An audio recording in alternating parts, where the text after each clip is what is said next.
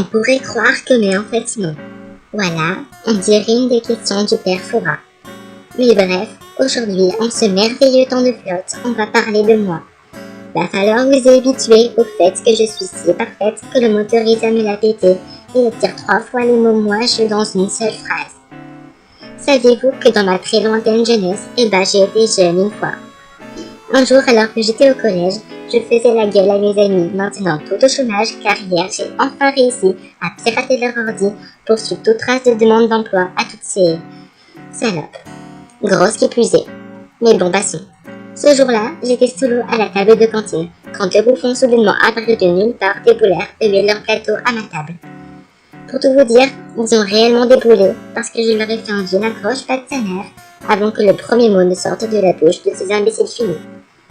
Encore une fois, j'ai dû ramasser la merde de quelqu'un d'autre.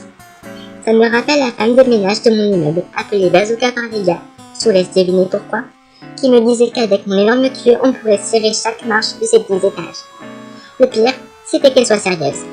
Elle pensait que ça irait plus vite. Elle a dû voir mon talon caché, le nettoyage au chiffon, et pour outil, mon beau gros boule. Avec un peu de Lady Gaga, la poussière est éliminée au rythme de mes déhanchements. Quand elle a renouvelé sa proposition, alors que la rampe de l'escalier caressait mes fesses bien malgré moi, ses yeux illuminés de joie, je crois avoir accepté. J'ai été mal payée, évidemment. Cependant, j'ai cessé mon travail alors que des jeunes collégiens de l'immeuble me regardaient fixement tandis que la petite sœur d'un des mioches m'imitait. Pour lui faire plaisir, j'ai rembourré sa culotte de la poussière restante. Si son trou de cul était égal à son QI, elle serait probablement Albert Einstein. Quand leur mère s'étant rendu compte de leur retard, faut dire que 20 minutes à me voir attiquer, on les voit pas passer. Elle s'est scandalisée. Son mari qui l'a suivi semblait gêné de ne pas m'avoir accordé de pourboire.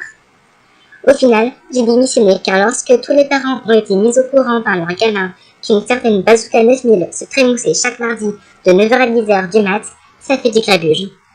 Bizarrement, quand Bazooka Delolo 2.0 agite ses pastèques au rythme du mambo tout en passant la serpillière, personne ne dit rien.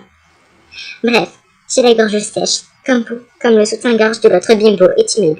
Je cours dès à présent les cheveux au vent prendre une aspirine. Des oublis.